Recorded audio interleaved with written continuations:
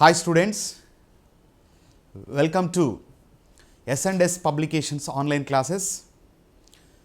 నేను విజయ్ సార్. ఈ క్లాసులో మనం కణజీవ శాస్త్రానికి సంబంధించి సైటాలజీ అంటాం, కణజీవ శాస్త్రం. దీనికి సంబంధించి అనుబంధంగా ఉన్నటువంటి ప్రధానమైనటువంటి టాపిక్ కణాంగాలు. ఈ యొక్క కణాంగాలకు సంబంధించి ఉన్నటువంటి ప్రత్యేకతలు మరియు అతి ముఖ్యమైనటువంటి 3 కణాంగాల గురించి మనం ఈ క్లాసులో డిస్కస్ చేద్దాం. మరి ఈ కణాంగాలకు సంబంధించి చూసే ముందు అసలు కణం అంటే ఏంటి, తర్వాత కణంతో పాటుగా మనం వాడేటటువంటి 3 ముఖ్యమైన పదాలు. ఒకటి జీవ పదార్థం లేదా దీనినే జీవద్రవ్యం లేదా దీనినే ప్రోటోప్లాజం.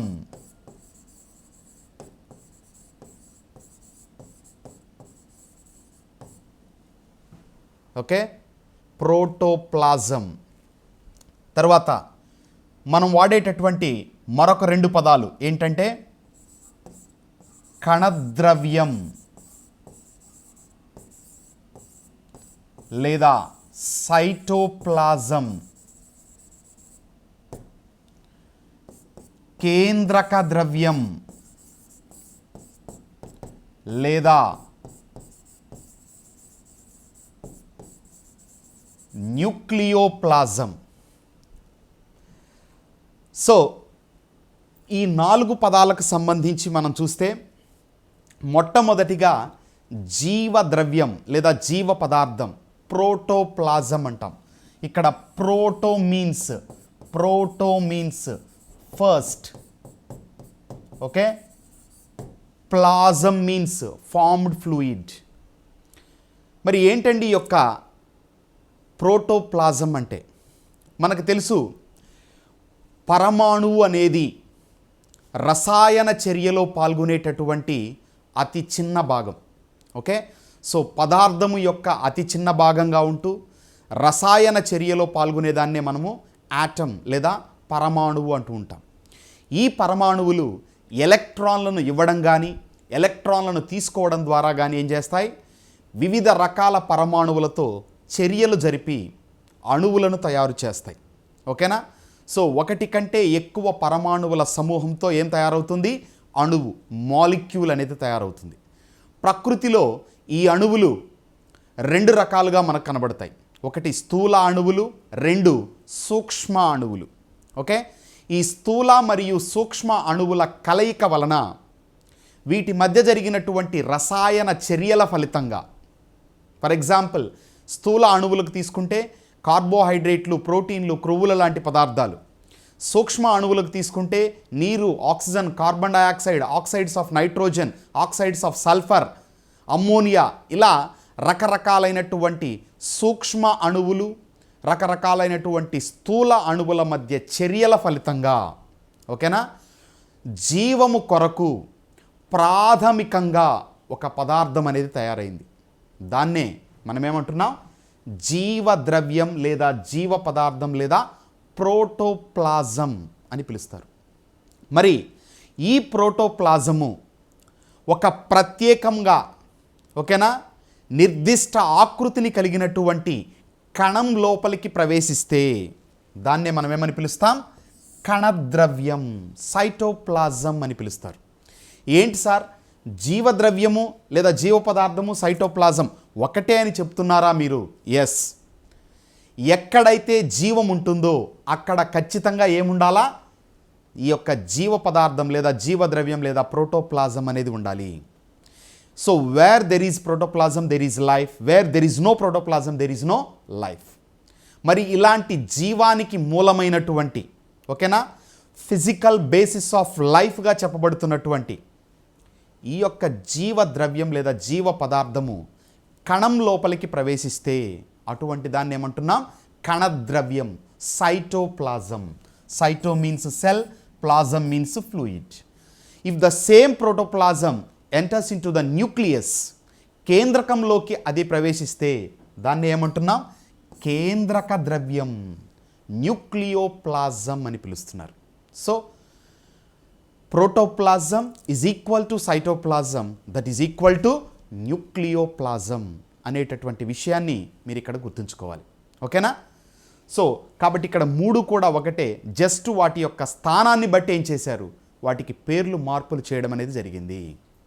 మరి అతి ముఖ్యమైనటువంటిది కణం అంటే ఏంటి సార్? అందరం చెప్పుకుంటున్నాం.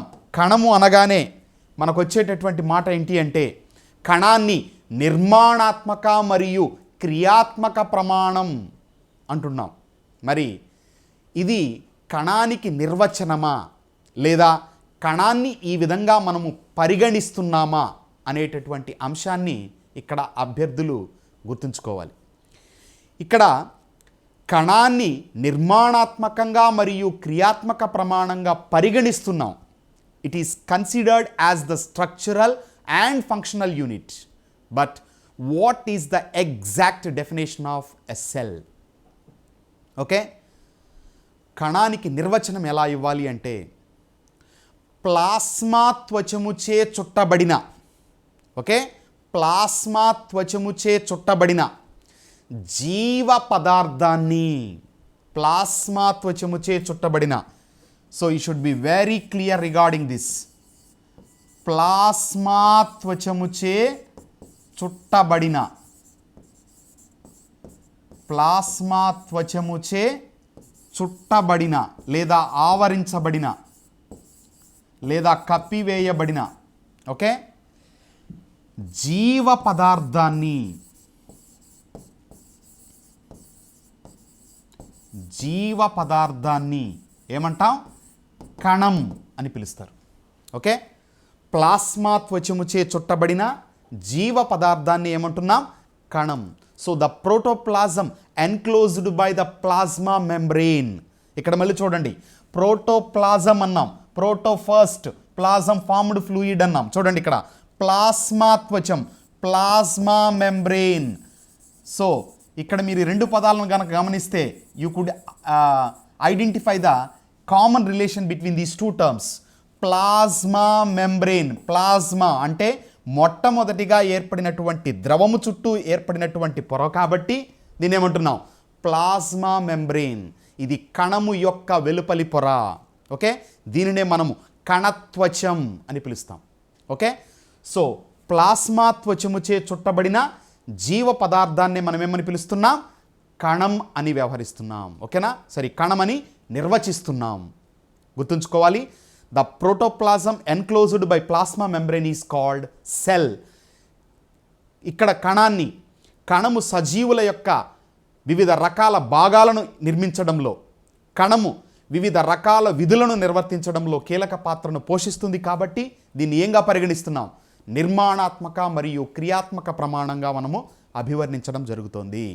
ఓకే, మరి ఇలాంటి కణాలను మనం పరిశీలించినప్పుడు మనకు పర్టికులర్గా జంతు కణాలు, వృక్ష కణాలు అనేవి కనిపిస్తాయి. So I'm not going the discovery of the cell. కణాన్ని ఎలా కనుక్కున్నారో దానికి సంబంధించిన సమాచారం గురించి మీకు ఇక్కడ చెప్పట్లేదు. బట్ కణాంగాలకు సంబంధించినటువంటి ప్రత్యేక ఇన్ఫర్మేషన్ ప్లస్ 3 ముఖ్యమైనటువంటి కణాంగాలను మనం ఈ క్లాసులో డిస్కస్ చేయబోతున్నాం. ఓకేనా? సో కాబట్టి ఇక్కడ వృక్ష కణం ఉంది, జంతు కణం ఉంది. సో ఈ విధంగా సజీవ కణము అనేది ఒక ప్రత్యేకమైనటువంటి ప్లాస్మా త్వచముచే చుట్టబడినటువంటి జీవ పదార్థంగా మనం ఇక్కడ గుర్తుంచుకోవాలి. నౌ ఇలాంటి కణంలో కణద్రవ్యము అనేది విస్తరించి ఉంది. So this is everything is కణద్రవ్యం. సైటోప్లాజం అంటున్నాం. So the protoplasm that is present in the cell is called cytoplasm. The protoplasm that is present in the nucleus is called nucleoplasm. ఓకేనా? మరి ఈ యొక్క కణద్రవ్యంలో, ఓకేనా, అది వృక్ష కణము కావచ్చు, జంతు కణము కావచ్చు, ప్రత్యేకమైనటువంటి విధులను నిర్వర్తించడం కోసం, ఓకేనా, ప్రత్యేకమైనటువంటి త్వచము చేత చుట్టబడి కొన్ని నిర్మాణాలు ఏర్పడతాయి. ఓకేనా? ఈ విధంగా ప్రత్యేక విధుల కొరకు ప్రత్యేక త్వచముచే చుట్టబడి కణద్రవ్యంలో విస్తరించి ఉన్నటువంటి నిర్మాణాలనే ఏమంటాము అంటే కణాంగాలు, సెల్ ఆర్గనెల్స్, కణాంగాలు అని పిలుస్తాం. Okay, so how to define cell organelles? So the intracytoplasmic structures that are bounded by a special membrane and are executing a particular function, ఒక నిర్దిష్టమైన విధి కొరకు, ఓకేనా, ఒక ప్రత్యేక త్వచముచే చుట్టబడి కణద్రవ్యంలో విస్తరించి ఉన్నటువంటి ప్రత్యేక నిర్మాణాలను ఏమని పిలుస్తాం? కణాంగాలు, సెల్ ఆర్గనెల్స్ అని పిలుస్తారు. మరి వివిధ రకాల విధులను నిర్వర్తించేటటువంటి ఈ కణాంగాలు మొత్తము కూడా సైటోప్లాజంలో విస్తరించి ఉన్నాయి. మరి ఏంటి సార్ ఆ కణాంగాలు? సో మనందరికీ తెలుసు, వివిధ రకాల కణాంగాలను మనం తీసుకుంటే నంబర్ 1 న్యూక్లియస్, అతి పెద్ద కణాంగము. Nucleus, the biggest cell organelle is nothing but nucleus. కణమేధస్సు అని దేనిని పిలుస్తారు? న్యూక్లియస్. ఓకేనా, జన్యు వాహకంగా వ్యవహరించేటటువంటి భాగము ఈ యొక్క న్యూక్లియస్. తరువాత కణము లోపల కంట్రోలింగ్ సెంటర్గా వ్యవహరించేది న్యూక్లియస్. సో ఈ విధంగా కేంద్రకాన్ని, ఓకేనా, కణము యొక్క దేహం, సెల్ బాడీ అని పిలుస్తాం, సెల్ బ్రెయిన్, సెల్ హార్ట్, ఈ విధమైనటువంటి ఆల్టర్నేట్ నేమ్స్తో మనం పిలిచేటటువంటి అతి పెద్ద కణాంగమే ఈ యొక్క న్యూక్లియస్. ఓకే, తరువాత న్యూక్లియస్ తరువాత అంతర్జీవ ద్రవ్యజాలం, ఎండోప్లాస్మిక్ రెటిక్యులం. ఓకే, అంతర్జీవ ద్రవ్యజాలం, ఎండోప్లాస్మిక్ రెటిక్యులం, కేంద్రకానికి ఆనుకొని విస్తరించి ఉన్నటువంటి, ఓకేనా, సిస్టర్నేలు, కోశాలు, నాళికలు లాంటి నిర్మాణాలతో తయారైనటువంటి ప్రత్యేకమైన ఎక్స్టెన్సివ్ కణాంగము ఏది అంటే ఈ యొక్క ఎండోప్లాస్మిక్ రెటిక్యులం. ఓకే, సో దీని గురించి మనం కొంత డీటెయిల్డ్గా మళ్ళీ చూద్దాం. ఓకే, నెక్స్ట్ తర్వాత తీసుకుంటే గాల్జీ అపారటస్ అని పిలుస్తారు. ఇక్కడ ఎండోప్లాస్మిక్ రెటిక్యులంకి సంబంధించి తీసుకున్నప్పుడు ఆల్టర్నేట్ నేమ్స్ చూస్తే కణాంతర ప్రసరణ కణాంగంగా వ్యవహరించేది ఎవరు? కణాంతర ప్రసరణ కణాంగము. ఓకేనా, తర్వాత గాల్జీ సంక్లిష్టానికి తీసుకుంటే స్రావక కణాంగము. ఓకేనా, ప్రోటీన్ స్రావక కణాంగముగా వ్యవహరించేది ఎవరు? ఈ యొక్క గాల్జీ కాంప్లెక్స్. మొక్కలలో డిక్టియోజోమ్స్గా పిలువబడే కణాంగము గాల్జీ కాంప్లెక్స్. ఓకే, ఏంగా పిలువబడుతుంది? ఇది డిక్టియోజోమ్స్గా పిలువబడుతోంది. ఓకేనా, ఇక తరువాతి కణాంగం తీసుకుంటే mitochondria, power house of the cell. Mitochondria, power house of the cell. So కణము యొక్క కణశక్తి భాండాగారంగా పిలువబడేది లేదా కణశక్త్యాగారాలుగా పిలువబడేటటువంటి కణాంగము మైటోకాండ్రియా. నెక్స్ట్ లైసోజోమ్స్ తీసుకుంటే కణములో స్వయం విచ్చిత్తి సంచులు, సూయిసైడల్ బ్యాగ్స్. ఓకే, సూయిసైడల్ బ్యాగ్స్గా పిలువబడేది లైసోజోమ్స్. ఓకే, ఇక లైసోజోమ్స్ తర్వాత ప్లాస్టిడ్లు తీసుకుంటే క్రోమోప్లాస్టిడ్లు, ల్యూకోప్లాస్టిడ్లు, క్లోరోప్లాస్టిడ్లు లేదా క్లోరోప్లాస్ట్లు, క్రోమోప్లాస్ట్లు, ల్యూకోప్లాస్ట్లు, 3 రకాలైనటువంటి ప్లాస్టిడ్లు. ప్రత్యేకమైనటువంటి వర్ణాన్ని ఇచ్చేటటువంటి కణాంగాలు ఏవి అంటే ప్లాస్టిడ్స్. ఇక క్లోరోప్లాస్ట్ తీసుకుంటే ఇది కిరణజన్య సంయోగ క్రియలో పాలు పంచుకొని ఆహారాన్ని తయారు చేస్తుంది. కాబట్టి దీనిని కణము యొక్క వంటగది, kitchen house of the cell అని పిలువబడుతుంది. ఓకేనా, మొక్కలలో పత్రాన్ని food factory of the nature అని పిలిస్తే, ఓకేనా, హరిత రేణువులను క్లోరోప్లాస్ట్లను ఏమని పిలుస్తున్నాం? Kitchen house of the cell అని పిలుస్తారు. ఓకేనా, ఇక వృక్ష కణాలలో ప్రత్యేకంగా మనకు కనిపించే మరొక విశిష్ట కణాంగము వాక్యూల్, రిక్తికలు అంటారు. కణములో స్టోరేజ్ కణాంగము, నిల్వ కణాంగంగా వ్యవహరించేది. The storage room of the cell, నిల్వ గది అని ఏ కణాంగాన్ని పిలుస్తారు? వాక్యూల్. ఓకే, ఇక వీటితో పాటు మొక్కల్లో మనకు ప్రత్యేకంగా కనిపించే మరొక కణాంగాలు పెరాక్సిజోమ్స్ మరియు గ్లయాక్సిజోమ్స్. ఓకేనా? సో ఈ విధంగా కణద్రవ్యంలో ఓకేనా అనేక రకాల నిర్దిష్ట విధులను నిర్వర్తించడం కోసం నిర్మాణాలు అనేవి తయారై ఉన్నాయి. వాటిని మనం ఏమని పిలుస్తున్నాం? కణాంగాలు అంటున్నాం. ప్రతి కణాంగము కూడా ఒక ప్రత్యేకమైనటువంటి ఏకత్వచముతో కానీ లేదా ద్విత్వచముతో కానీ, అంటే బై లేయర్డ్ కానీ లేకపోతే యూని లేయర్డ్గా కానీ మనకి ఇక్కడ ఏర్పడి ఉంటుంది. ఓకేనా? సో మరి ఇక్కడ ఈ క్లాసులో మనము ఈ కణాంగాలకు సంబంధించి ఓకే ఒక్కసారి మొత్తం మనం లిస్ట్ తీసుకుంటే ప్రత్యేకంగా మనం చెప్పుకున్నటువంటివి చూస్తే నంబర్ 1 కేంద్రకం. Okay, nucleus. Number 2 endoplasmic reticulum. Endoplasmic reticulum ER అని పిలుస్తారు దీన్ని పాపులర్గా. అంతర్జీవ ద్రవ్యజాలం. అంతర్జీవ ద్రవ్యజాలం. 3 Golgi సంక్లిష్టం.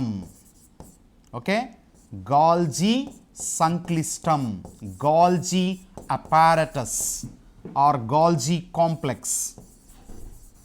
So this is popularly called GC, Golgi complex. Next, mitochondria. Okay, mitochondria. Next, lysosomes. Lysosomlu. Next, plastidlu. Okay, next రిక్తికా, vacuole. Okay, so these are the important cell organelles. అతి ముఖ్యమైనటువంటి కణాంగాలు మనకు పోటీ పరీక్షలలో రిపీటెడ్గా వీటిలో బిట్స్ వస్తూ ఉన్నాయి. And next peroxy and glyoxysomes. ఓకేనా, పెరాక్సిజోములు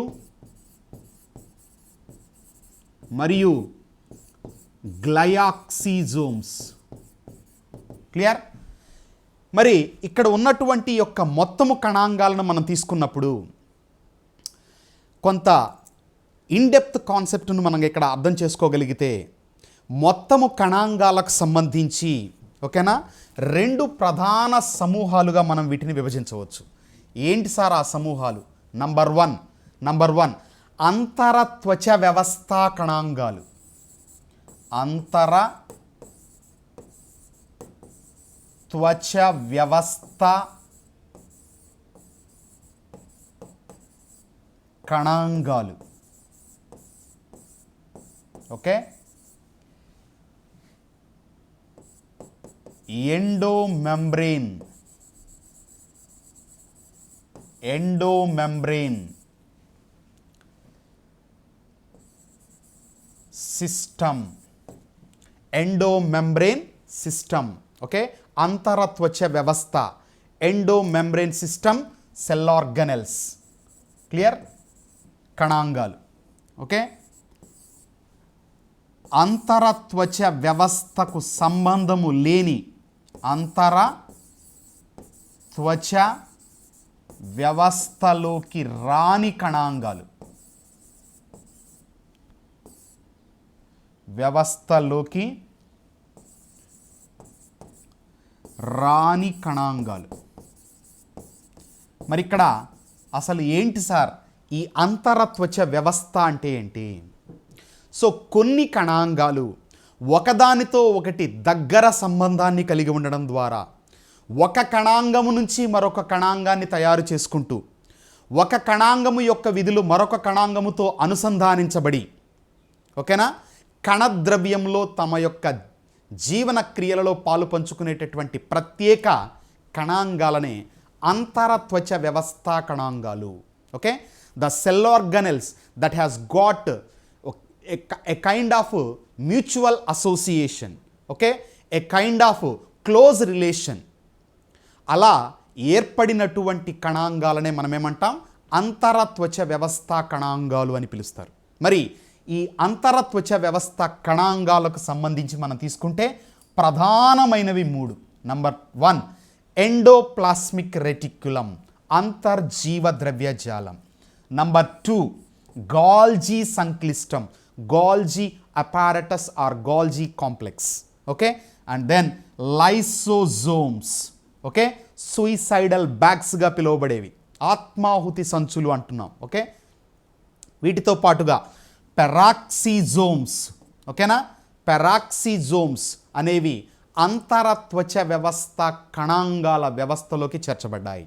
ఓకే, సో గుర్తుంచుకోండి, ఏ కణాంగాలకైతే దగ్గర సంబంధాన్ని కలిగి ఉండి, ఏ కణాంగాలైతే ఒక కణాంగము నుంచి మరొక కణాంగాన్ని ఏర్పరచుకుంటూ, ఏ కణాంగాల యొక్క విధులు అయితే దగ్గర సంబంధాన్ని కలిగి ఉండి ఒకదానితో ఒకటి సమన్వయపరచుకుంటూ, ఓకే, తమ విధులను నిర్వర్తిస్తూ ఉన్నాయో ఆ కణాంగాలను, okay, endomembrane system cell organelles అని పిలుస్తారు. ఓకే, సో ఈ క్లాసులో మనము ఈ మూడిటికి సంబంధించి ప్రధానంగా ఎండోప్లాస్మిక్ రెటిక్యులం, గాల్జీ సంక్లిష్టం, లైసోజోములకు సంబంధించినటువంటి అంశాలు and the most important thing, వీటికి సంబంధించినటువంటి మోడల్ బిట్స్ కూడా మనము ఈ క్లాసులో చూద్దాం. ఓకేనా, నౌ ఇక్కడ తీసుకుంటే మొట్టమొదటి కణాంగము, ఓకే, ఎండోప్లాస్మిక్ రెటిక్యులం. సో ఇక్కడ ఎండోప్లాస్మిక్ రెటిక్యులంకి సంబంధించి తీసుకుంటే అంతర్జీవ ద్రవ్యజాలం అంటున్నాం దీన్ని, అంతర్జీవ ద్రవ్యజాలం, endoplasmic reticulum. This is popularly called ER, endoplasmic reticulum. 1897వ సంవత్సరంలో, ఓకే, గార్నియర్ అనేటటువంటి శాస్త్రవేత్త ఈ యొక్క అంతర్జీవ ద్రవ్యజాలానికి సంబంధించినటువంటి విశ్లేషణలను, వాటికి సంబంధించినటువంటి వివరణలు ఇవ్వడానికి ప్రయత్నం చేశాడు. అయితే దీనికి సంబంధించి పూర్తి నిర్మాణాన్ని వివరిస్తూ వీటికి పేరు పెట్టినటువంటి శాస్త్రవేత్త కేఆర్ పోర్టర్, కేఆర్ పోర్టర్ మరియు Claude. Okay, KR Porter, Claude. So in the year 1945, clear, 1897లో గార్నియర్ వీటిని గుర్తిస్తే వీటికి సంబంధించినటువంటి అల్ట్రాస్ట్రక్చర్ పూర్తిగా వివరిస్తూ వీటికి అంతర్జీవ ద్రవ్యజాలముగా పేరు పెట్టినది ఎవరు అంటే K R Porter, Claude in the year 1945. ఓకేనా, సో మొత్తం మీద దీనికి ఎక్కువ వివరణ పోర్టర్ ఇచ్చాడు కాబట్టి మనకు కొన్ని పుస్తకాలలో కేవలము కేఆర్ పోర్టర్ గురించి మాత్రమే మెన్షన్ చేయడం అనేది జరుగుతుంది. క్లియర్, నౌ ఈ అంతర్జీవ ద్రవ్యజాలాన్ని ఏమంటున్నాం మనము, ఏ కణాంగముగా దీనికి మనం పేరు పెట్టున్నాం, అంతర ప్రసరణ కణాంగము, intra transporting cell organelle. Okay, కణాంతర్గత ప్రసరణ, కణము లోపల వివిధ రకాల పదార్థాలను, ఎందుకో చూడండి ఇక్కడ మీరు గనక జస్ట్ నమూనా కణాలను గనక మీరు తీసుకుంటే దాదాపు కేంద్రకము దగ్గర నుంచి, ఓకేనా, కేంద్రకము దగ్గర నుంచి ఎక్స్టెండ్ అవుతూ, ఓకేనా, ఎక్స్టెండ్ అవుతూ ఈ యొక్క అంతర్జీవ ద్రవ్యజాలము అనేటటువంటి కణాంగము మనకు కనిపిస్తుంది. అంటే ప్లాస్మా త్వచము నుంచి కేంద్రకం వరకు ఇది విస్తరించి ఉంటుంది. తద్వారా కేంద్రకానికి బాహ్య వాతావరణానికి, ఓకేనా, మధ్య అనుసంధానకర్తగా, a bridge between, okay, the nucleus and the outside environment is nothing but cell organelle, that is nothing but endoplasmic reticulum. ఓకేనా, సో ఆ విధమైనటువంటి విధులను ఇది నిర్వర్తిస్తూ ఉంటుంది. మరి మనకు తెలుసు పోటీ పరీక్షలలో మనం చదువుకునేటప్పుడు దీనికి సంబంధించి తీసుకుంటే అంతర్జీవ ద్రవ్యజాలము రెండు రకాలుగా ఉంటుంది. ఒకటి గరుకు అంతర్జీవ ద్రవ్యజాలం, ఓకేనా, rough endoplasmic reticulum, rough endoplasmic reticulum. రెండు నునుపు, okay, smooth endoplasmic reticulum. Okay, rough endoplasmic reticulum, smooth endoplasmic reticulum. గరుకు అంతర్జీవ ద్రవ్యజాలం, నునుపు అంతర్జీవ ద్రవ్యజాలం. మరి ఇక్కడ తీసుకుంటే గరుకు అంతర్జీవ ద్రవ్యజాలము అంటే ఏంటి? సో గరుకు అంతర్జీవ ద్రవ్యజాలము అంటే అర్థము, ఏ అంతర్జీవ ద్రవ్యజాలపు త్వచాలపైన రైబోజోములు అమరి ఉన్నాయో, ఓకేనా. సో రైబోజోములు అనేవి, ఓకేనా, అతి పురాతన కణాంగాలు, విశ్వ కణాంగాలు, ఏన్షియంట్ సెల్ ఆర్గనెల్స్ అంటారు వీటిని. తర్వాత విశ్వ కణాంగాలు, ఎందుకని నిజ కేంద్రక కణాలు మరియు కేంద్రక పూర్వ కణాలు అంటే అర్థము యూక్యారియోట్స్, ప్రోక్యారియోట్స్. ఏ కణాలలో అయితే కేంద్రకము చుట్టూ కేంద్రక త్వచం ఉంటుందో ఆ కణాలను నిజ కేంద్రక కణాలు అని పిలుస్తారు. ఏ కణాలలో అయితే కేంద్రకము చుట్టూ కేంద్రక త్వచం అనేది ఉండదో వాటిని కేంద్రక పూర్వ కణాలు అని పిలుస్తుంటారు. ఓకేనా. So eukaryotes and prokaryotes. Eu means true, karyon means nucleus, pro means false or not distinct, karyon means nucleus. Okay. So in eukaryotes and prokaryotes ఈ యొక్క రైబోజోమ్స్ అనేవి ఉంటాయి. మిగతా కణాంగాలు ఏవి కూడా ఈ యొక్క ప్రోక్యారియోట్స్. Best example bacteria. ఓకేనా. సో వీటిలో మాత్రము ఈ కణాంగాలు ఏవి కనిపించవు ఎక్సెప్ట్ రైబోజోమ్స్. నౌ ఈ రైబోజోములు రెండు రకాలుగా కణద్రవ్యంలో అమరి ఉంటాయి. ఒకటి అంతర్జీవ ద్రవ్యజాలముతో అనుబంధంగా అయినా కానీ లేదా సమూహాలుగా అయినా ఉంటాయి. ఈ విధంగా సమూహంగా ఉన్నటువంటి యొక్క రైబోజోములను పాలిజోములు అని పిలుస్తారు. ఓకేనా, పాలిజోములు. నౌ ఇక్కడికి వస్తే ఈ రైబోజోములతో అతుకబడి ఉన్నటువంటి అంతర్జీవ ద్రవ్యజాలము యొక్క త్వచాలను లేదా అంతర్జీవ ద్రవ్యజాలాన్ని మనం ఏమని పిలుస్తాం? గరుకు అంతర్జీవ ద్రవ్యజాలం అంటాం. ఆ విధంగా లేకుండా ఉన్నదాన్ని ఏమంటాం? నునుపు అంతర్జీవ ద్రవ్యజాలం అంటాం. Smooth endoplasmic reticulum. ఇక్కడ మీరు తీసుకుంటే గరుకు కనబడుతుంటుంది, నునుపు అనేది కనిపిస్తుంది. Clear? So this is smooth endoplasmic reticulum, this is rough endoplasmic reticulum. Already మీకు చెప్పాను, ఇది సిస్టర్నేలు మరియు నాళికలు మరియు కోశాల లాంటి ప్రత్యేకమైనటువంటి నిర్మాణాలతో తయారవుతుంది అని చెప్పేసి. నౌ ఇక్కడికి వస్తే ఎగ్జామినేషన్ పాయింట్ ఆఫ్ వ్యూలో అంతర్జీవ ద్రవ్యజాలానికి సంబంధించి కొంత లోతైనటువంటి సమాచారానికి మనం వెళ్ళినప్పుడు, ఓకేనా, ప్రధానంగా మనం గుర్తుంచుకోవాల్సినటువంటిది. సో ఇక్కడ గరుకు నునుపు రెండిటికి సంబంధించి అంటే అంతర్జీవ ద్రవ్యజాలము చేసే విధులు కామన్గా కొన్ని ఉంటే, గరుకు అంతర్జీవ ద్రవ్యజాలం కొన్ని ప్రత్యేక విధులు, నునుపు అంతర్జీవ ద్రవ్యజాలము కొన్ని ప్రత్యేక విధులను నిర్వర్తిస్తుంది. నౌ కామన్గా ఉండేటటువంటి విధులు తీసుకుంటే the number 1, okay, the first and foremost విధి తీసుకుంటే అంతర్జీవ ద్రవ్యజాలానికి సంబంధించి కామన్గా ఉండేటటువంటి విధులు. ఓకే, ద ఫస్ట్ వన్ కణఫలకం. ఓకే, ఏంటండి? కణఫలకం ఏంటో చెప్తాను. ఈ కణఫలకం ఏర్పాటు ద్వారా, ఓకే ఓకే కణఫలకము ఏర్పాటు ద్వారా కేంద్రక త్వచాన్ని ఏర్పరుస్తుంది. సో ఇది గుర్తుంచుకోవాలి మీరు. సో కేంద్రక త్వచం. మరి ఏంటి సార్ కేంద్రక త్వచము? ఏంటి సార్ ఈ యొక్క కణఫలకం అంటే? ఏం లేదండి, కణము విభజన చెందేటప్పుడు, ఓకే, ఒక కణము ఇలా ఉంది. సో జంతు కణం మనం తీసుకున్నాం. ఇప్పుడు ఇదేమవుతోంది? విభజన చెందుతోంది. ఈ మధ్యలో ఏదైతే ఈ యొక్క లైన్ అనేది తయారైందో దీన్ని కణఫలకం. ఓకే, ఈ కణఫలకమును ప్రేరేపించడం ద్వారా, కణఫలకాన్ని ప్రేరేపించేది లేదా కణఫలకం ఏర్పాటులో సహాయపడేది గాల్జీ సంక్లిష్టం.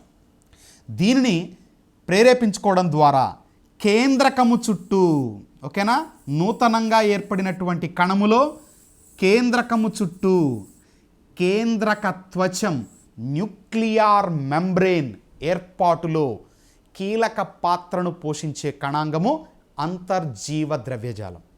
ఓకే, సో ఇక్కడ మీరు గుర్తుంచుకోవాల్సింది కణ విభజనం సమయంలో కేంద్రక త్వచాన్ని ఏర్పరచేటటువంటి లేదా ఏదైనా ప్రమాదవశాత్తు కేంద్రక త్వచము గనక దెబ్బతిన్నా సరే దానికి మరమ్మతులు చేసి కొత్త కేంద్రక త్వచాన్ని ఏర్పాటు చేసేటటువంటి కణాంగమే ఈ యొక్క అంతర్జీవ ద్రవ్యజాలం. Okay, that is the first and foremost function of this endoplasmic reticulum. ఇక నెక్స్ట్ రెండవది తీసుకుంటే జన్యు సమాచారాన్ని, ఎందుకని చెప్తున్నాను ఇక్కడ, కేంద్రకము నుంచి ప్లాస్మా త్వచం వరకు అంటే కణము యొక్క వెలుపలి త్వచమైనటువంటి ప్లాస్మా త్వచం వరకు ఇది విస్తరించి ఉంది. సో జన్యు సమాచారాన్ని, ఓకేనా, జన్యు సమాచారాన్ని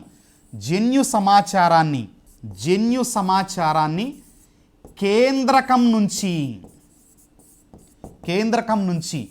ఇతర కణాంగాలకు, ఓకే, ఇతర కణాంగాలకు ఏం చేస్తుంది, చేరవేస్తుంది. చెప్పాను ఇంతకుముందే కణాంతర ప్రసరణ కణాంగంగా ఇది వ్యవహరిస్తుందని చెప్పేసి.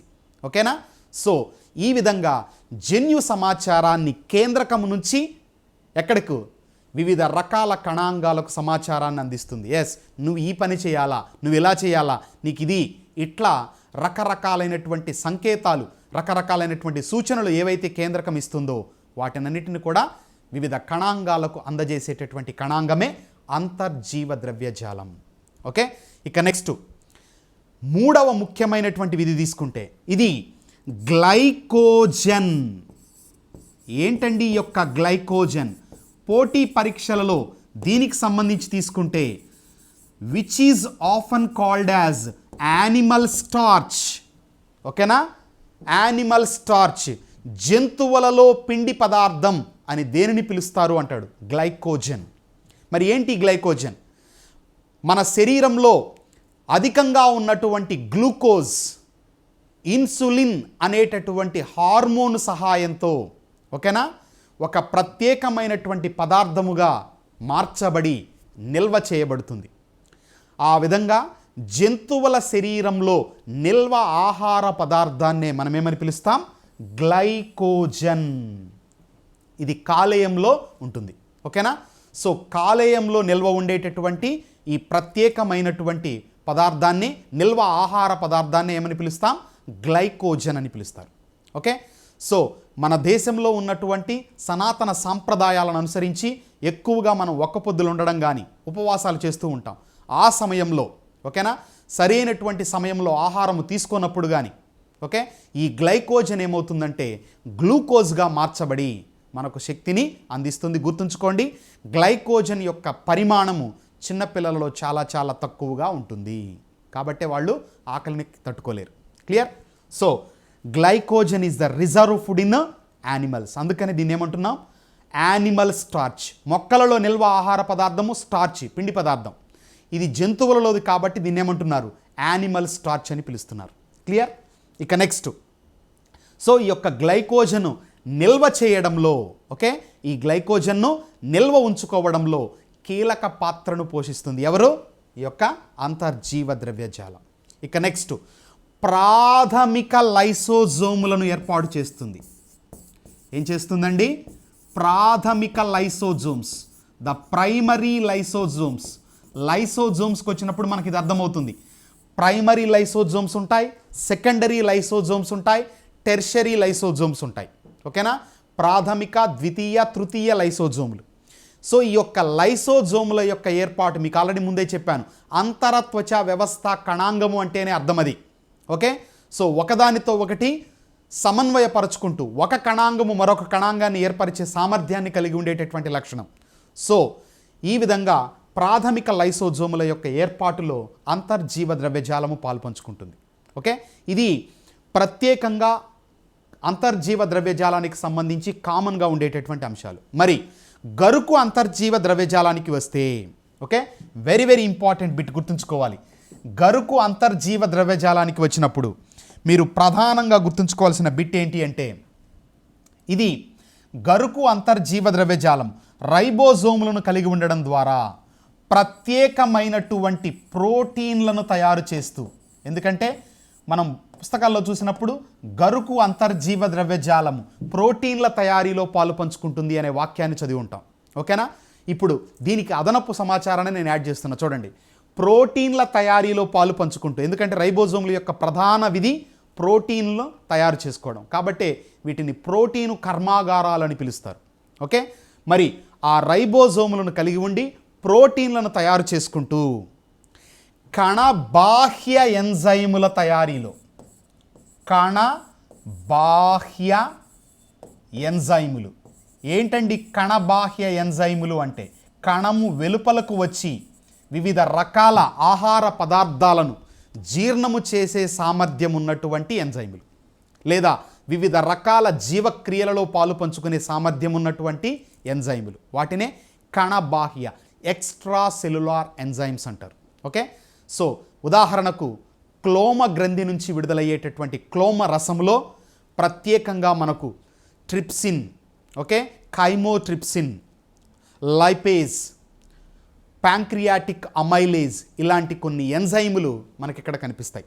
సో అలాంటి క్లోమరస ఎంజైముల తయారీలో కూడా ఎవరు పాలు పంచుకుంటారు? ఈ యొక్క rough endoplasmic reticulum. Very very important bit. కణ బాహ్య ఎంజైముల తయారీలో కీలక పాత్రను పోషించేటటువంటి కణాంగము ఏది అంటే గరుకు అంతర్జీవ ద్రవ్యజాలం. ఓకేనా? ఇక నునుపు అంతర్జీవ ద్రవ్యజాలానికి వస్తే స్మూత్ ఎండోప్లాస్మిక్ రెటిక్యులంకి వచ్చినప్పుడు, ఓకే, స్మూత్ ఎండోప్లాస్మిక్ రెటిక్యులంకి వచ్చినప్పుడు మనం ప్రత్యేకంగా గుర్తుంచుకోవాల్సింది ఎస్ఈఆర్కు సంబంధించి special functions of SER. Okay, ఇది ఈ smooth endoplasmic reticulum very important bit అండి. కొన్ని రకాల స్టెరాయిడ్ హార్మోన్లను తయారు చేయడంలో, ఏంటండి ఆ స్టెరాయిడ్ హార్మోన్స్? స్టెరాయిడ్ హార్మోన్స్ తీసుకుంటే ఈస్ట్రోజన్, స్త్రీలలో ద్వితీయ లైంగిక లక్షణాలకు కారణమయ్యేటటువంటి హార్మోన్, స్త్రీ లైంగిక హార్మోనుగా పిలువబడే ఈస్ట్రోజన్, పురుష లైంగిక హార్మోనుగా పిలువబడే testosterone. Okay, estrogen and testosterone, estrogen and testosterone, ఈ హార్మోన్లు అనేవి స్టెరాయిడ్ హార్మోన్స్. ఇలాంటి హార్మోన్ల తయారీకి ఎవరు కావాలి? Smooth endoplasmic reticulum. ఓకే, ఇక నెక్స్ట్ కాలేయానికి మనకు తెలుసు అతి పెద్ద గ్రంథిగా మనం చెప్తాం కాలేయాన్ని. తరువాత అత్యధిక పునరుత్పత్తి సామర్థ్యం ఉన్నటువంటి అవయవంగా కూడా మనం పరిగణిస్తున్నాం. ఓకే, తరువాత మన శరీరంలోకి ప్రవేశించేటటువంటి విష పదార్థాలను నిర్వీర్యము చేయడంలో కూడా కీలక పాత్రను పోషించే అవయవం ఏది అంటే ఈ యొక్క కాలేయం. మరి కాలేయానికి ఉండేటటువంటి ఆ విష పదార్థ తుల్యము చేసే సామర్థ్యం, ఓకేనా, పాయిజనస్ సబ్స్టాన్స్ యొక్క నేచర్ను కొంతవరకు తగ్గించి శరీరంపై దాని యొక్క ప్రభావాన్ని తగ్గించడంలో ఈ కాలేయము కీలక పాత్రను పోషిస్తుంది. ఆ కాలేయానికి సంబంధించి ఆ సామర్థ్యము కూడా దేనివల్ల వస్తుంది అంటే స్మూత్ ఎండోప్లాస్మిక్ రెటిక్యులం. అంటే కాలేయంలో విషపూరిత పదార్థాలను నిర్వీర్యము చేయడంలో, ఓకేనా, లేదా కాలేయానికి ఉండే ఆ సామర్థ్యానికి కారణము కాలేయ కణాలలో ఉండేటటువంటి, ఓకే, నునుపు అంతర్జీవ ద్రవ్యజాలం, నునుపు అంతర్జీవ ద్రవ్యజాలం. క్లియర్? ఇక ఎస్ఈఆర్కు సంబంధించినటువంటి మరొక ముఖ్యమైనటువంటి గుర్తుంచుకోవాల్సింది ఏంటి అంటే గ్లైకోజన్ను నిల్వ చేయడంలో ఎండోప్లాస్మిక్ రెటిక్యులం కీలక పాత్రను పోషిందని చెప్పుకున్నాం. అంటే గ్లూకోజ్ను గ్లైకోజన్గా మార్చి కాలేయంలో నిల్వ చేయడం. ఎప్పుడైనా మనకు అవసరమైనప్పుడు గ్లైకోజన్ ఏంగా మారుతుందని చెప్పాను, గ్లూకోజ్గా మారుతుంది. మరి ఆ గ్లైకోజన్ను గ్లూకోజ్గా మార్చేటటువంటి ప్రక్రియను గ్లైకోజీనోలైసిస్ అంటారు. గ్లైకోజీనోలైసిస్, ఓకే, గ్లైకోజీనోలైసిస్ అంటారు. సో ఈ గ్లైకోజీనోలైసిస్, గ్లైకోజన్ లైసిస్ విచ్ఛిన్నం, ఈ ప్రక్రియలో ప్రముఖ పాత్రను పోషించేటటువంటి నిర్మాణమే ఈ యొక్క smooth endoplasmic reticulum. Okay, so నునుపు అంతర్జీవ ద్రవ్యజాలం ఏం చేస్తుంది? గ్లైకోజన్ను గ్లూకోజ్గా కన్వర్ట్ చేయడంలో గ్లూకగాన్ అనేటటువంటి హార్మోన్తో పాలుపంచుకొని గ్లైకోజన్ను గ్లూకోజ్గా మార్చడంలో కీలక పాత్రను పోషిస్తుంది. గ్లూకోజ్ను గ్లైకోజన్గా మార్చేది ఇన్సులిన్ అయితే గ్లైకోజన్ను గ్లూకోజ్గా మార్చేది గ్లూకగాన్. క్లియర్? సో ఇది ఈ యొక్క అంతర్జీవ ద్రవ్యజాలానికి సంబంధించినటువంటి అదనపు అండ్ ప్రత్యేకమైనటువంటి విధులు. సో ఈ డెప్త్లో మీరు కనుక చదువుకోగలిగితే పోటీ పరీక్ష ఏదైనా సరే బిట్టు ఎలా ఇచ్చినా సరే మనం ఆన్సర్ చేయొచ్చు. ఇక్కడ తీసుకుంటే కణబాహ్య ఎంజైములకు సంబంధించి మనకు సివిల్స్లో అడిగినటువంటి ప్రశ్న. ఓకేనా? గ్రూప్ 1 స్థాయిలో కూడా మనకు టచ్ అయినటువంటి బిట్లు ఇవి. క్లియర్? సో ఇవి అంతర్జీవ ద్రవ్యజాలానికి సంబంధించి. ఇక నెక్స్ట్ తరువాతి అంతస్త్వచ కణాంగ వ్యవస్థలో ప్రత్యేకమైనటువంటి కణాంగము ఈ యొక్క గాల్జీ సంక్లిష్టం. గాల్జీ సంక్లిష్టం. Okay, Golgi apparatus. So Golgi apparatus or Golgi complex అని పిలుస్తాం. Okay, Golgi complex.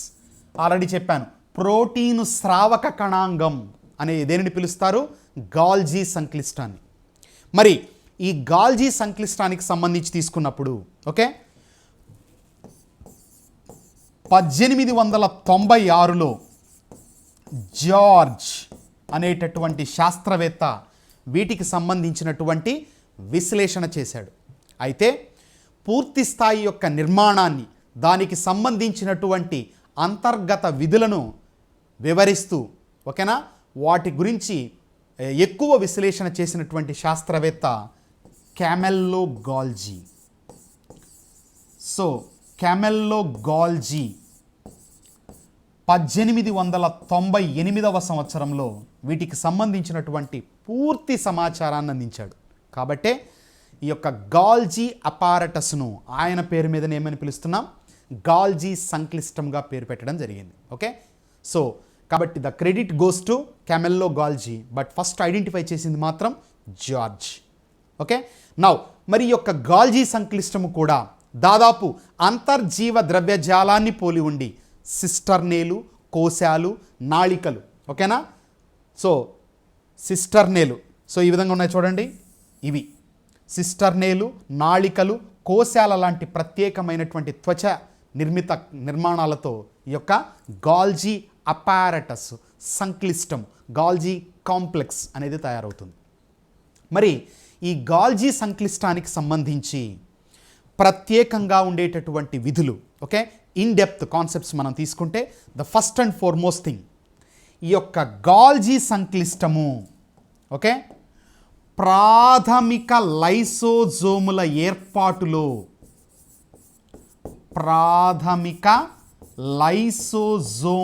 ఏర్పాటులో కీలక పాత్రను పోషిస్తుంది. దీంతో పాటు అంతర్జీవ ద్రవ్యజాలముతో పాటు. ఓకేనా? సో అంతర్త్వచ వ్యవస్థ కణాంగాలు అంటే ఇదేనమాట. క్లియర్? నౌ సెకండ్ విధికి సంబంధించి తీసుకున్నప్పుడు గాల్జీ సంక్లిష్టము ఓకే గాల్జీ సంక్లిష్టము గుడ్డు యొక్క స్వనభాగం తయారీలో పాలు పంచుకుంటుంది. గుడ్డులో మనకు రెండు భాగాలు కనబడతాయి, వైట్ పార్ట్, ఎల్లో పార్ట్. ఈ ఎల్లో పార్ట్నే మనం ఏమంటాం? యోక్. ఓకే, స్వన అని పిలుస్తారు. సో గుడ్డు యొక్క స్వన భాగాన్ని తయారీలో పాలు పంచుకునేటటువంటి ప్రత్యేక కణాంగమే ఈ యొక్క గాల్జీ కాంప్లెక్స్. అంటే ఇది ప్రోటీన్లను స్రవించడం ద్వారా ఓకేనా సో ప్రోటీన్లను స్రవించడం ద్వారా ఇది ఏం చేస్తుంది?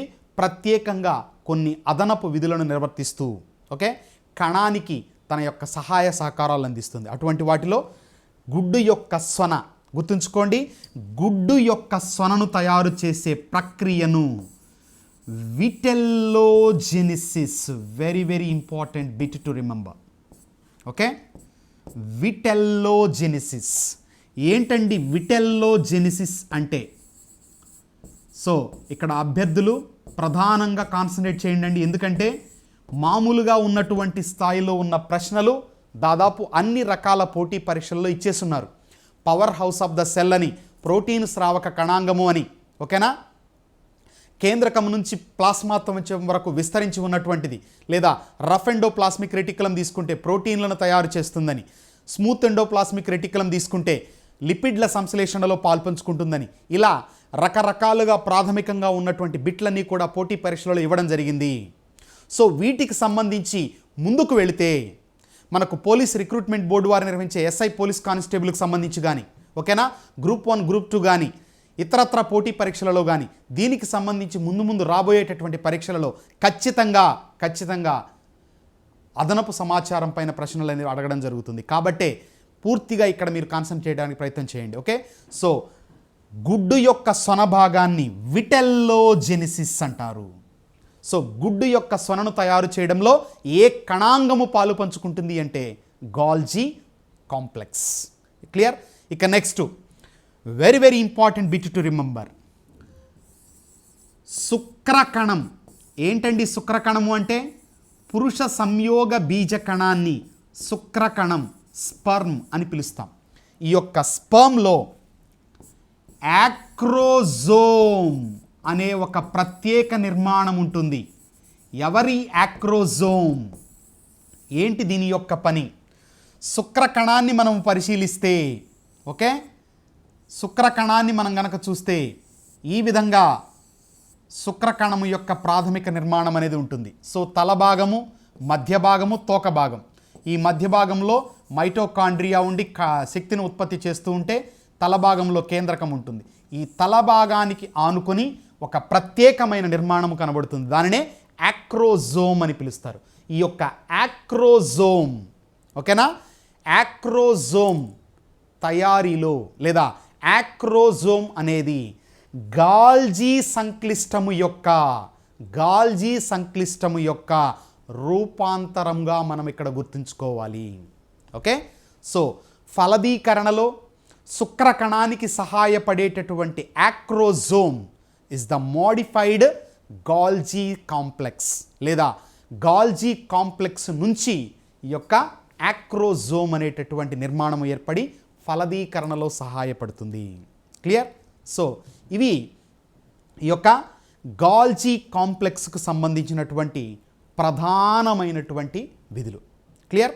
సో ప్రోటీను స్రావక కణాంగముగా మనం ప్రాథమికంగా గుర్తించుకుంటూ విటెల్లోజెనిసిస్, తర్వాత ప్రాథమిక లైసోజోములను ఏర్పాటు చేయడం, తర్వాత శుక్రకణములో యాక్రోజోమ్ యొక్క తయారీలో పాలు పంచుకుంటుంది. తద్వారా ఫలదీకరణలో కీలక పాత్రను పోషించేటటువంటి కణాంగమే ఈ యొక్క గాల్జీ కాంప్లెక్స్.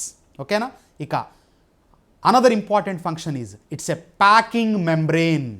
ఓకేనా? ఏంటండి ప్యాకింగ్ మెంబ్రెయిన్? అమెజాన్, ఫ్లిప్కార్ట్ ఇచ్చేటటువంటి ప్యాకింగ్ కంటే కూడా చాలా పర్ఫెక్ట్ ప్యాకింగ్ ఇది చేస్తుంది. అంటే ఏవైతే పదార్థాలు ఉన్నాయో వాటిని తనలో కండెన్స్ చేసుకొని, కుదించుకొని, నిల్వ చేసుకొని అవసరం మేరకు ఏం చేస్తుంది? విడుదల చేస్తుంది. ఓకే, కాబట్టి దీన్ని it's a packing membrane cell organelle, clear అని పిలుస్తారు. సో ఇది గాల్జీ సంక్లిష్టానికి సంబంధించి. ఇక మూడవ అంతస్త్వచ కణాంగ వ్యవస్థలోని కణాంగమే లైసోజోమ్స్. మరి ఇక్కడ లైసోజోమ్స్ తీసుకుంటే వీటిని స్వయం విచ్చిత్తి సంచులు అని పిలుస్తున్నాం. ఓకేనా? ఆత్మాహుతి సంచులు అని పిలుస్తున్నాం. మరి ఏంటి సార్ ఈ లైసోజోమ్స్కు సంబంధించి తీసుకుంటే, ఈ యొక్క లైసోజోమ్స్ సంబంధించి 1955వ సంవత్సరంలో, ఓకే, క్రిస్టియన్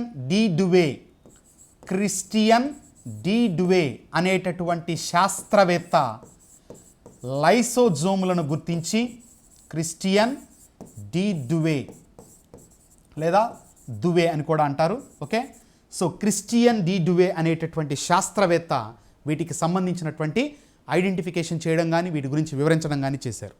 మరి లైసోజోములు వాటి యొక్క విధుల పరంగా తీసుకున్నప్పుడు, నిర్మాణ పరంగా చూసుకున్నప్పుడు ప్రాథమిక అని, ద్వితీయ అని, తృతీయ లైసోజోములుగా మనం పిలుస్తూ ఉంటాం. ఓకేనా? సో ప్రాథమిక లైసోజోములు, ద్వితీయ లైసోజోములు, తృతీయ లైసోజోములు ఇనాక్టివ్ ఎంజైమ్స్ను కలిగి ఉండి, ఓకే, కొన్ని రకాల ఆహార పదార్థాలను లోపల ఉంచుకునేటటువంటివే ప్రాథమిక లైసోజోమ్స్. యాక్టివ్ ఎంజైమ్స్తో పాటుగా జీర్ణమైనటువంటి ఆహార పదార్థాలను కలిగి ఉండేవే ద్వితీయ. సో జీర్ణము కాని ఆహార పదార్థాలను, ఇతరత్ర భాగాలను నిల్వ ఉంచుకునేటటువంటి లైసోజోమ్సే తృతీయ.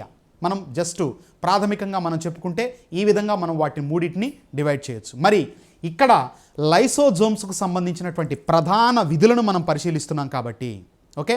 సో వీటికి సంబంధించి విధులు తీసుకుంటే ఇవి కొన్ని నిర్దిష్టమైనటువంటి విధులను లైసోజోమ్స్ అనేవి నిర్వహిస్తూ ఉంటాయి. ఏంటి సార్ అవి? Number 1 okay. నంబర్ 1 హెటిరోఫాగీ నేచర్ను ప్రదర్శిస్తుంది. ఏంటండి హెటిరోఫాగీ అంటే?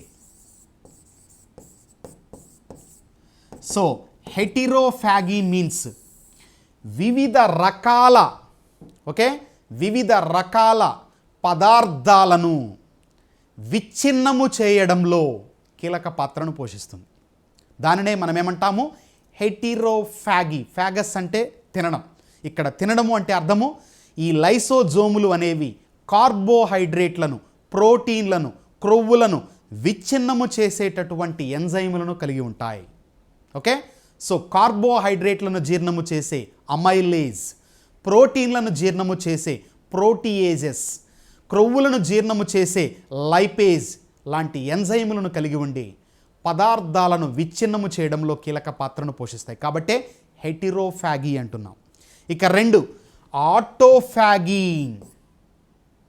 ఓకే. ఆటోఫాగీ ఏంటండి? ఆటోఫాగీ అంటే ఆటో మీన్స్ సెల్ఫ్.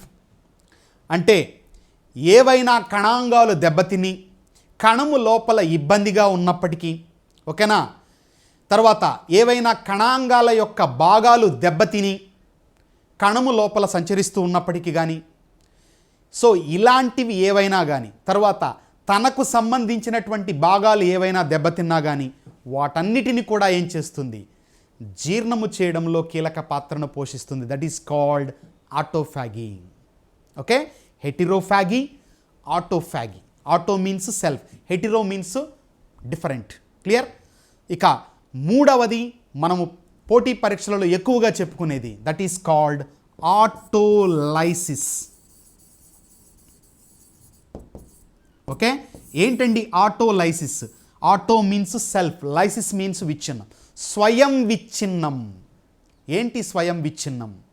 ఎందుకు వీటిని ఆత్మాహుతి సంచులు అంటున్నాం? ఓకే. మరి ఇక్కడ గుర్తుంచుకోండి, ఎందుకు వీటికి పాకిస్తాన్ టెర్రరిస్టులు లాంటి భయంకరమైన పేర్లు? Atom bombs of the cell అంటారు వీటిని. Atom bombs of the cell. ఎప్పుడు పేలినా భయంకరమైనటువంటి విపత్తు ఇక్కడ వస్తుంది. మరి ఎప్పుడు పేలుతాయి? సో ఎప్పుడు పేలుతాయంటే ఒక కణము వివిధ రకాల సూక్ష్మ జీవులతో కానీ వివిధ రకాల విష పదార్థాలతో కానీ కంటామినేట్ చేయబడి ఓకేనా, ఆ కణము నుంచి ఆ పదార్థాలు లేదా ఆ సూక్ష్మ జీవులు వేరొక కణానికి వ్యాప్తి చెందే పరిస్థితి వచ్చి శరీర భాగాలన్నీ కూడా దెబ్బతినేటటువంటి పరిస్థితి రాబోతోంది అని ఊహించినప్పుడు ఓకే, వెంటనే కేంద్రకము ఇచ్చేటటువంటి సంకేతాలను ఆధారం చేసుకొని ఈ లైసోజోమ్స్ ఏం చేస్తాయంటే తమ యొక్క త్వచాలను విచ్ఛిన్నము చేసి తమలో ఉన్నటువంటి కార్బోహైడ్రేట్లు, ప్రోటీన్లు, క్రొవ్వులను జీర్ణము చేయగల ఎంజైములను ఏం చేస్తాయి? విడుదల చేస్తాయి. తద్వారా తమను తాము చంపుకుంటూ కణము యొక్క మొత్తము భాగాలను ఏం చేస్తాయి? డైజెస్ట్ చేసి పడేస్తాయి. దాంతో విచ్ఛిన్నము చేయడం ద్వారా కణాంగమైనటువంటి లైసోజోము చనిపోతుంది, కణము చనిపోతుంది. కాబట్టే వీటిని ఏమంటున్నాం? ఆత్మాహుతి సంచులు, స్వయం విచ్ఛిత్తి సంచులు, suicidal bags of the cell, atom bombs అని పిలుస్తారు. Okay, that is called ఆటోలైసిస్.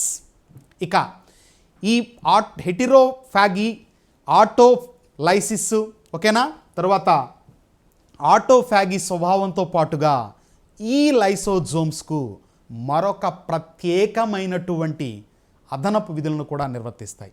వాటిలో మొట్టమొదటిది extra cellular lysis. Extra cellular కణ బాహ్య విచ్ఛిన్న ప్రక్రియలో పాలుపంచుకుంటాయి. ఏంటండి ఈ యొక్క కణబాహ్య విచ్ఛిన్న ప్రక్రియ ఎక్కడ జరగవచ్చు? సో ఆల్రెడీ మీకు చెప్పాను, శుక్రకణము, ఓకేనా, శుక్రకణము అండములోకి ప్రవేశించడం కోసం ఇలా వస్తుంది.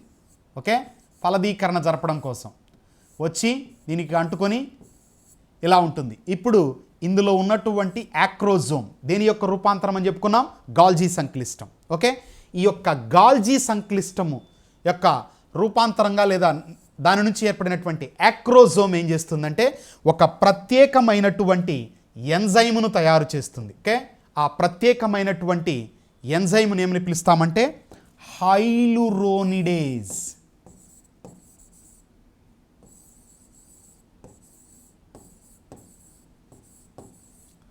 ఈ హైలురోనిడేజ్ అనేటటువంటి ఎంజైము సహాయంతో, ఓకే, హైలురినిడేజ్ అనేటటువంటి ప్రత్యేకమైనటువంటి ఎంజైము సహాయంతో ఏం జరుగుతుంది, త్వచము విచ్ఛిన్నము చేయబడి శుక్రకణములో ఉండేటటువంటి కేంద్రకము, ఓకే, అండములోకి ప్రవేశిస్తుంది.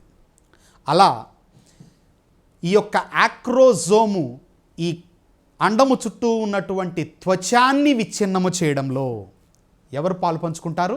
ఈ యొక్క లైసోజోమ్స్ అనేవి కీలక పాత్రను పోషిస్తాయి. కాబట్టి దీన్ని ఎక్స్ట్రా సెల్యులార్ లైసిస్, కణబాహ్య విచ్ఛిన్న ప్రక్రియగా మనం అభివర్ణిస్తాం. ఓకేనా? సో కాబట్టి ఫలదీకరణలో యాక్రోజోమ్ కీలక పాత్రను పోషిస్తే యాక్రోజోమ్ అండ త్వచాన్ని విచ్ఛిన్నము చేయడంలో లైసోజోమ్స్ అనేవి సహాయపడతాయి. ఇక మనకు తెలుసు న్యూట్రోఫిల్స్ను సూక్ష్మ రక్షక భటులు అని పిలుస్తున్నాం. మోనోసైట్స్ను, ఓకేనా, స్కావెంజర్స్ ఆఫ్ ద బాడీ అంటున్నాం.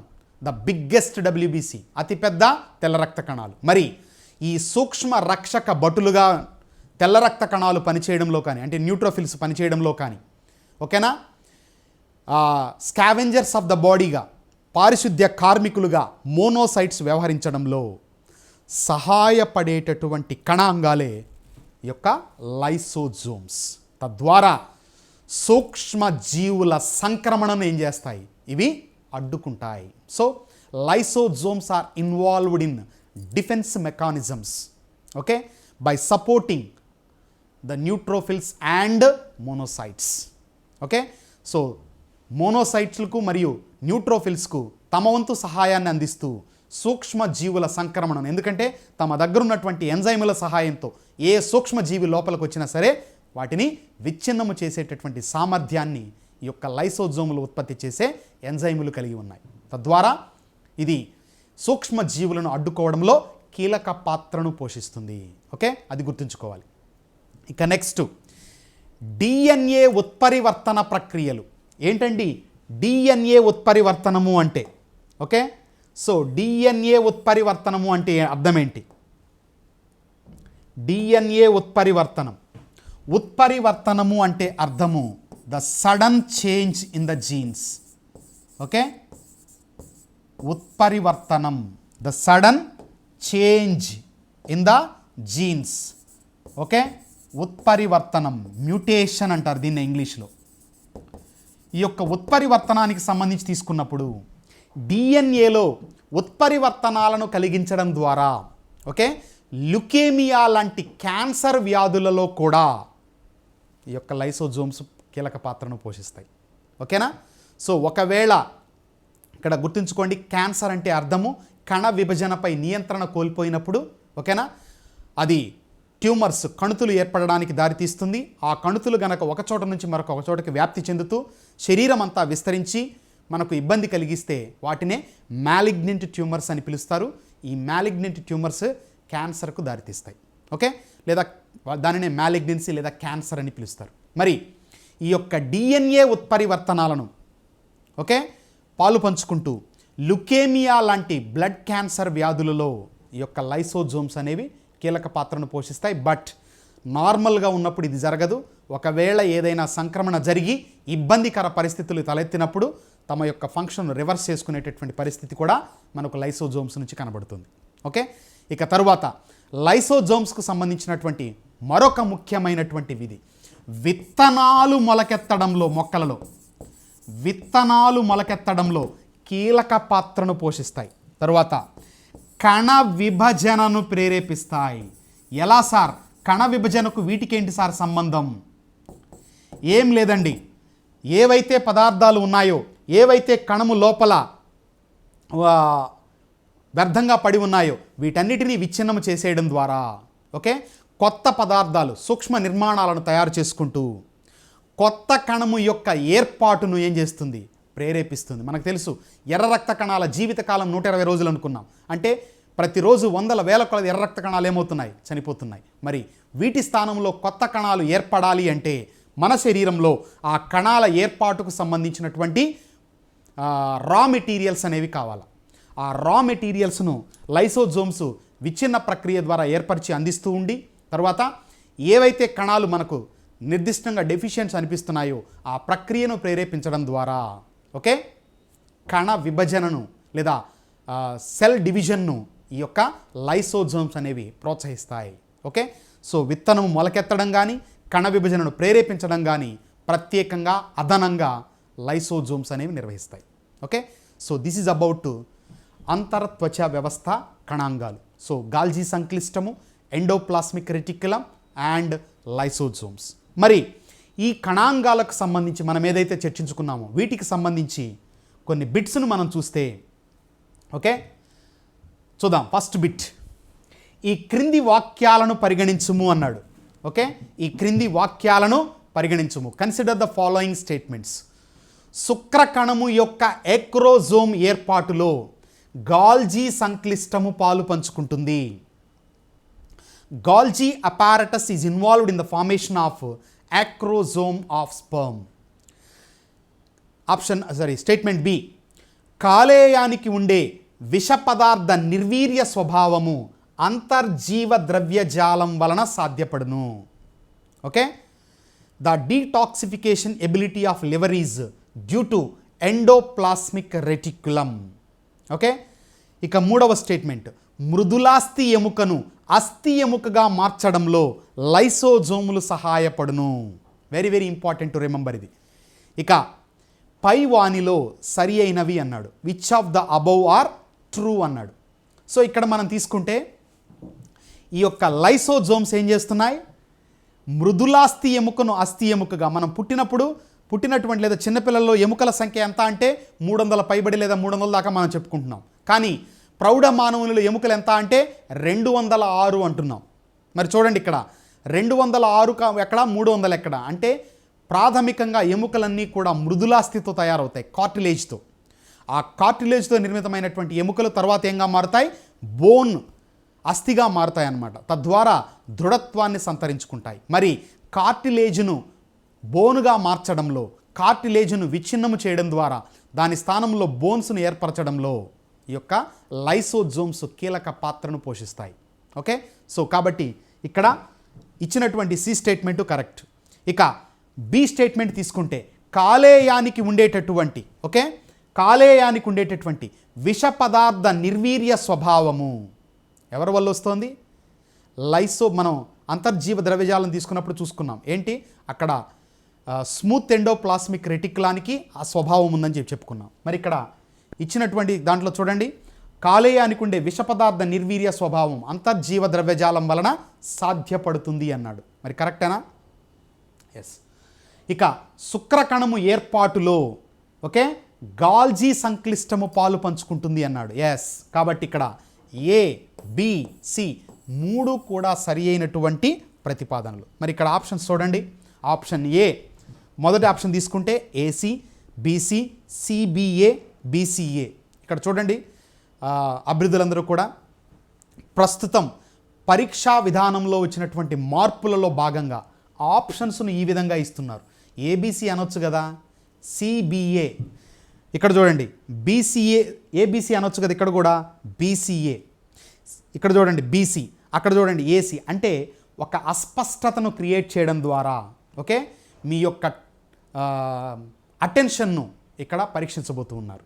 కాబట్టి సో బిట్లు మనం అలా చూసుకున్నప్పుడు, మనం ఇలా ప్రాక్టీస్ చేసినప్పుడు మనకు ఎలా వచ్చినా సరే బిట్ రేపు ఆన్సర్ చేయొచ్చు. Now answer for the question CBA 3 కూడా సరి అయినటువంటివే. ఆప్షన్ 4 అనేది ఏంటి? బీసీఏ ఆర్ నాట్ కరెక్ట్ అన్నాడు. కాబట్టి ఇది సరైనది కాదు. So 3 statements are correct. ఇక నెక్స్ట్ క్వశ్చన్ తీసుకుంటే జతపరచుము, సరి అయిన ఐచ్ఛికమును ఎంచుకోండి. So match the following and choose correct option అన్నాడు. మనకు పిఆర్బి పోలీస్ రిక్రూట్మెంట్ బోర్డు కానీ గ్రూప్స్ స్థాయిలో కానీ చూసినప్పుడు కొన్ని ప్రశ్నలు ఈ విధంగా ఉంటాయి. ఇంతకుముందు అయితే 2 గ్రూపులు ఇచ్చి మ్యాచ్ చేయడం, ఇక్కడ 3 గ్రూపులు ఇస్తున్నారు. సో తద్వారా మ్యాచింగ్ అనేది కొంత సంక్లిష్టత, అంటే ఎక్కడ మిస్టేక్ ఉన్నా సరే పెట్టేటటువంటి ఆన్సర్లో మనకు డెఫినెట్గా ఎగిరిపోయేటటువంటి పరిస్థితి ఉంటుంది. ఓకే, నౌ ఇక్కడ తీసుకుంటే బహురూపకత. ఏంటండి బహురూపకత అంటే? లైసోజోముల పరంగా మనం చూసాం, ప్రాథమిక, ద్వితీయ, తృతీయ లైసోజోమ్స్ అని, అంటే వివిధ రూపాలలో మనకు ఉంటాయి. దట్ ఈస్ కాల్డ్ పాలిమార్ఫిజం, బహురూపకత అంటారు. Okay, so బహురూపకత. గ్లైకోజీనోలైసిస్ అంటే గ్లైకోజన్ను గ్లూకోజ్గా మార్చడం. పురాతన కణాంగము, ఏన్షియంట్ సెల్ ఆర్గనెల్. ఓకే, కణబాహ్య ఎంజైముల తయారీ, ఎక్స్ట్రా సెల్యులార్ ఎంజైమ్స్ సింథసిస్. మరి ఇక్కడ తీసుకుంటే వీటికి జతగా ఇచ్చినటువంటి చూద్దాం. బహురూపకత లైసోజోమ్స్, తర్వాత ఆత్మాహుతి సంచులు. ఇది కరెక్టేనా అండి? ఎస్, బహురూపకత correct.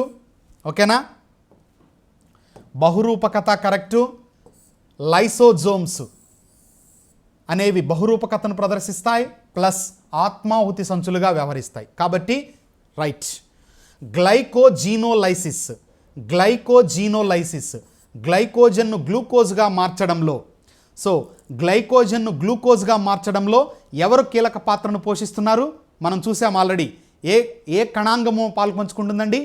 Smooth endoplasmic reticulum.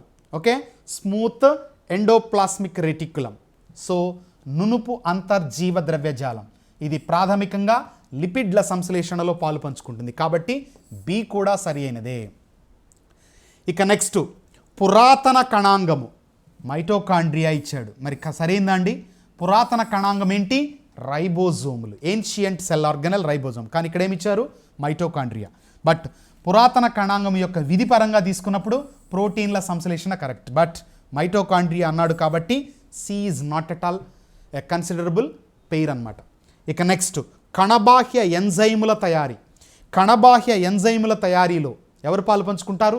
Rough endoplasmic reticulum, గరుకు అంతర్జీవ ద్రవ్యజాలం. మరి ఇక్కడ ఏమి ఇచ్చారు? రైబోజోములు ఇచ్చారు, కాబట్టి కాదు. నెక్స్ట్ విశ్వ కణాంగాలు అన్నారు. ఇది రైబోజోములకు సంబంధించినది. ఓకేనా, దీనికి సంబంధించినది కాదు, కాబట్టి this is not at all considerable. మరి ఇచ్చినటువంటి ఆప్షన్స్ చూద్దాం. BAC, CBD, BAAD. Now the correct answer for the question is BA.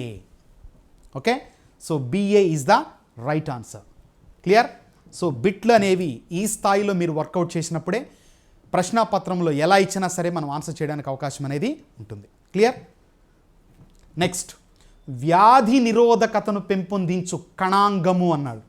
వ్యాధి నిరోధకతను, so the ability to resist the disease causing micro organisms. మనం తీసుకుంటే ఆప్షన్స్ అంతర్జీవ ద్రవ్యజాలం, లైసోజోములు, గాల్జీ సంక్లిష్టం అండ్ నునుపు అంతర్జీవ ద్రవ్యజాలం. ఓకేనా, సో ఇక్కడ మనం తీసుకుంటే 4 ఆప్షన్స్ చూసినప్పుడు ఏ కణాంగాలు సూక్ష్మ జీవులను అడ్డుకుంటాయి? చెప్పాను, న్యూట్రోఫిల్స్ ప్రదర్శించేటటువంటి సూక్ష్మ రక్షక భటుల యొక్క తత్వం కానీ, మోనోసైట్స్ ప్రదర్శించేటటువంటి ఓకేనా పారిశుద్ధ్య కార్మికుల విధిలో కానీ ఎవరు కీలక పాత్రను పోషిస్తారు? Lysosomes. So answer for the question is lysosomes. Next ప్రతిపాదన, గుడ్డు యొక్క సొన తయారీలో, ఓకే, గుడ్డు యొక్క సొన తయారీలో గాల్జీ పరికరము పాల్గొంటుంది. The Golgi apparatus is involved in the synthesis of yolk or the yolk part of an egg is synthesized by Golgi apparatus. సొన తయారీని విటెల్లోజెనిసిస్ అంటారు. మరి కరెక్టేనా అండి? సొన తయారీని ఏమని పిలుస్తాం? విటెల్లోజెనిసిస్ అంటున్నాం. మరి విటెల్లోజెనిసిస్ ప్రక్రియలో ఎవరు పాలు పంచుకుంటున్నారు? గాల్జీ సంక్లిష్టం. కాబట్టి ఇచ్చినటువంటి ప్రతిపాదన, దానికి వివరణ ఇచ్చినటువంటిది కూడా సరి అయినది. కాబట్టి ఏ మరియు ఆర్ నిజం, ఏకు ఆర్ సరైనటువంటి వివరణ. Okay, A and both A and R are true, and ఏకు ఆర్ అనేది కరెక్ట్, ఎక్స్ప్లెనేషన్గా మనం ఇక్కడ గుర్తుంచుకోవాలి. So answer for the fourth question is option A. Next, ఈ క్రింది వానిలో స్టిరాయిడ్ హార్మోన్ల తయారీకి సహకరించున్నది అన్నాడు. సో స్టిరాయిడ్ హార్మోన్స్ పరంగా తీసుకుంటే మనం ఇక్కడ తీసుకుంటే లైసోజోములు ఇచ్చాడు, గాల్జీ సంక్లిష్టం ఇచ్చాడు, నునుపు అంతర్జీవ ద్రవ్యజాలము, గరుకు అంతర్జీవ ద్రవ్యజాలం. మరి స్టిరాయిడ్ హార్మోన్సులు టెస్టోస్టిరాన్, ఈస్ట్రోజన్ లాంటి హార్మోన్ల తయారీలో పాలు పంచుకునేది ఎవరండి? ఎవరు? నునుపు అంతర్జీవ ద్రవ్యజాలం, స్మూత్ ఎండోప్లాస్మిక్ రెటిక్యులం. ఓకేనా? నునుపు అంతర్జీవ ద్రవ్యజాలం. ఓకే, సో ఇది దీనికి సంబంధించినటువంటి వివరణ. So answer for the question is smooth endoplasmic reticulum. So కణజీవ శాస్త్రానికి అనుబంధంగా ఉన్నటువంటి ప్రత్యేక అంతస్త్వచ కణాంగ వ్యవస్థలోని 3 ముఖ్యమైనటువంటి కణాంగాలు గాల్జీ సంక్లిష్టం, అంతర్జీవ ద్రవ్యజాలం, ఎండోప్లాస్మిక్ రెటిక్యులం. వాటికి సంబంధించినటువంటి అదనపు ప్రత్యేక విధులు మరియు వాటి మీద ఉండేటటువంటి రాదగినటువంటి లేదా ఇవ్వదగినటువంటి మోడల్ బిట్స్. సో ఈ స్థాయిలో గనక మీరు ప్రిపరేషన్ గనక కొనసాగిస్తే ఖచ్చితంగా మనం అనుకున్నటువంటి సక్సెస్ను మనం అందుకోగలం. So once again I wish you all the best.